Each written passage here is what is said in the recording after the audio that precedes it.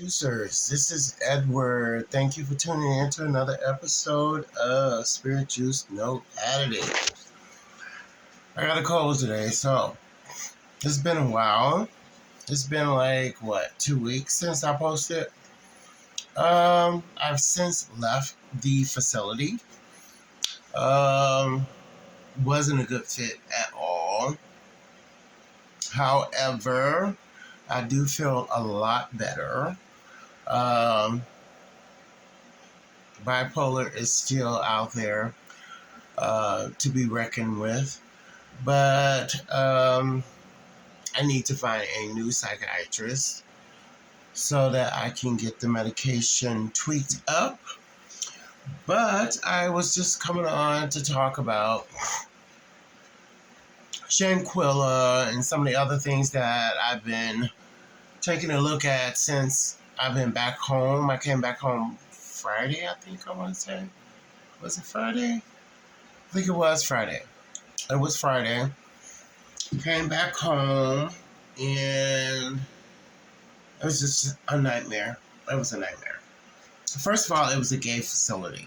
So you know how gay men can be. They can be catty. And I just didn't have the patience for it. And actually got kicked out for getting into a heated exchange with a coupler or a few or several individuals. But let's talk about Shanquella. Okay, let's talk about something that's more upbeat, more, as I said, I got a cold, so I might sound a little stuffy. But Shanquella Robinson, from what I'm hearing, is they released some subpoenas for the Carbo6 to come back over to Mexico, and the legal system over in Mexico kind of moves fast. It doesn't move as slow as it does here in United States. So they can have a verdict within the same day, within a couple of weeks to a couple of months, but it don't take years for someone to go to trial and get sentenced. So we can expect to see some movement here. Also, I want to talk about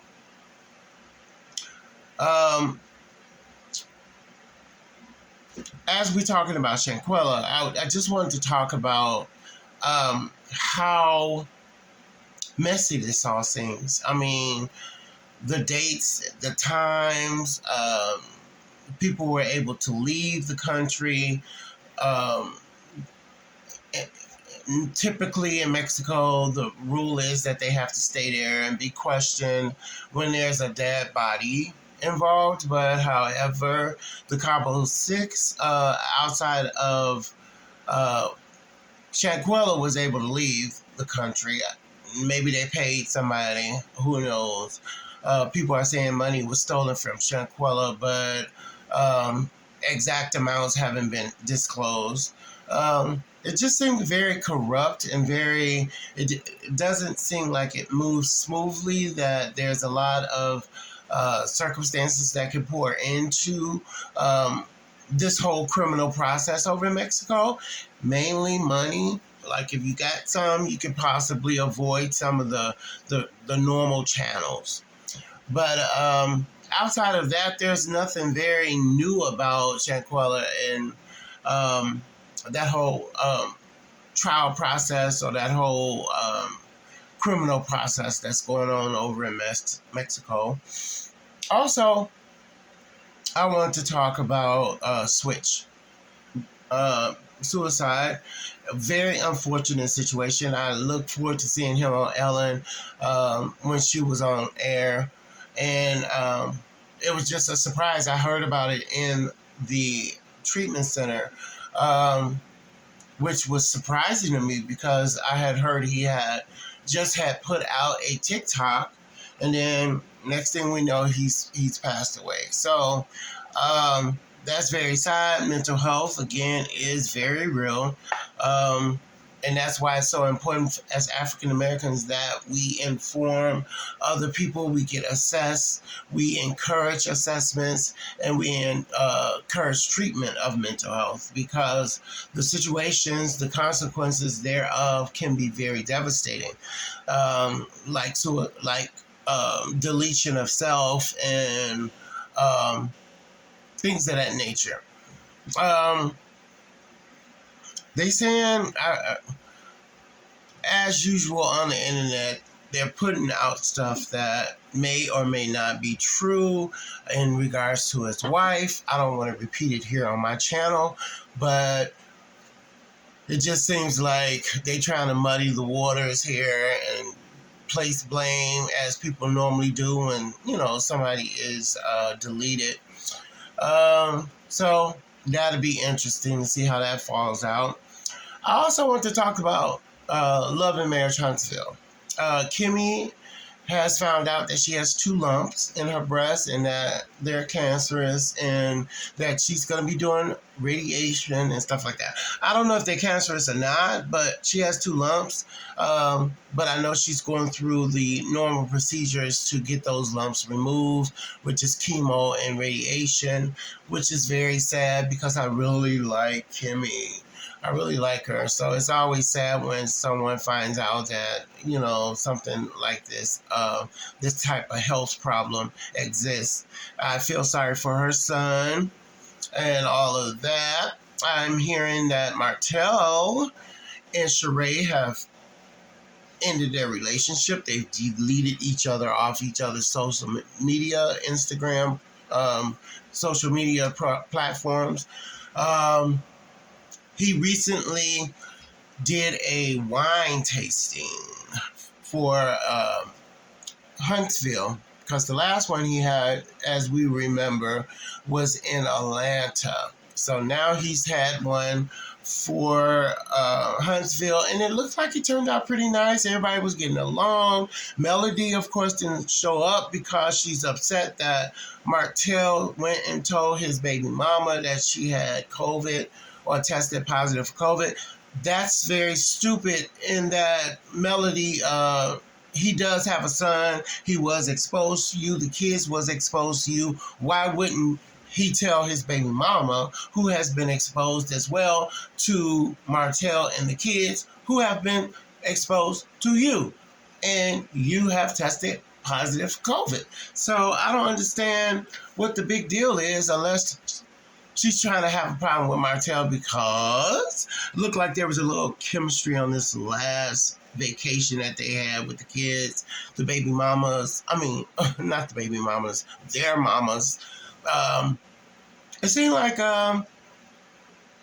there was a little chemistry going on. I think, as much as she don't like to admit it, I think she misses Martel. Yes, I do. I think she does. But she'll never admit it because he's now seeing other people. I think she's seeing other people, and the timing is not right,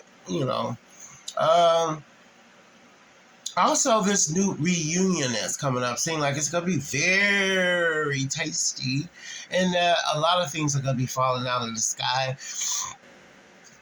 A lot of the rumors that's been going on with Marceau supposed to hit the fan by Melody.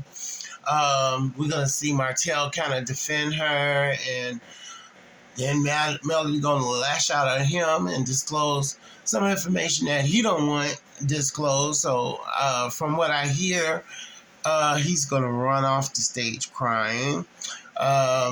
They are saying, and it's being rumored, that Martel and Destiny had a little something going on, which I thought always was the case, because they always had a weird chemistry, and she coming in there while he, taking his photo shoot, and he got his little underwear on, and he's in the tub, and it seemed like they were unusually close. But more importantly, Destiny seems like she want to stay clear of Melody, and for some reason, I think that's very kind of funny, in that, you guys at one point was very good friends. Nothing that serious happened in my opinion, that would keep them apart this long, except the fact that maybe some hanky-panky been going on. But I kind of believe it, even if it comes to, if they, prove that, or come out that they didn't have relations. It kind of appeared to be the case that they did, because I'm trying to fix this camera. I don't know. It's a real weird type of interaction between those two. And also Tisha, as normal. I told you guys some episodes ago that Tisha and Marcel had some kind of arrangement going on, because she refused to believe that Martel cheated.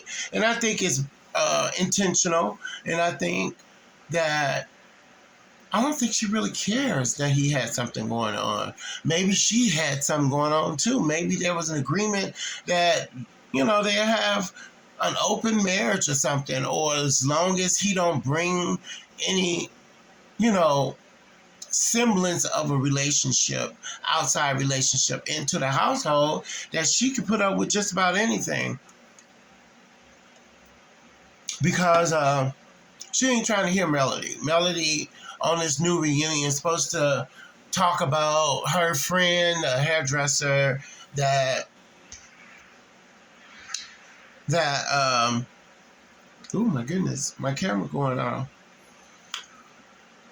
Hold on 1 second, I'll be right back.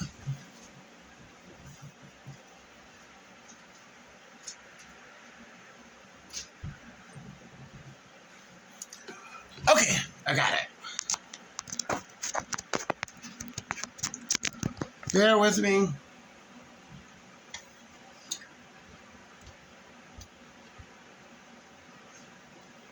There we go.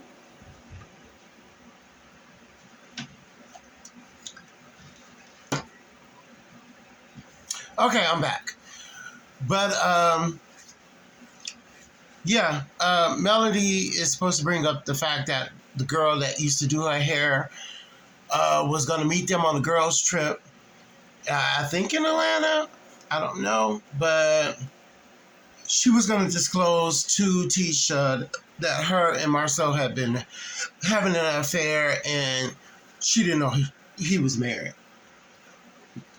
So she don't want to believe that from Mel. I don't think anything Mel says is going to register with Tisha. Woo! I can't wait to get over this cold. I feel so bad. But this reunion seems like it's going to be unlike any other that came before it, in that a lot of little bombs are going to be dropped. So you guys stay tuned, and I will keep you abreast of what happens on this first reunion. I think it's this week or next week. But what else did I want to talk about? We talked about Switch. We talked about Shanquella. We talked about Love and Marriage Huntsville. How do y'all like, what's her name? Stormy's hairdo. She done cut all her hair off. I don't like it. I think I don't know. I'm not used to seeing her with short hair. What else? That's about it. Yeah, I'm not in treatment no more, so it didn't work out. So I'll keep you abreast of any future treatments that I might have. I'm feeling real bad. I just wanted to check in with you guys and say I love you guys. Thank you for tuning in. Not forgetting about me. Let's get those likes, shares, and subscriptions up. We had 213 subscribers, and we over 1,000 hours of watch time. So hopefully we'll be getting monetized sometime in the future here. But thank you guys, and I bid you a good day. Bye.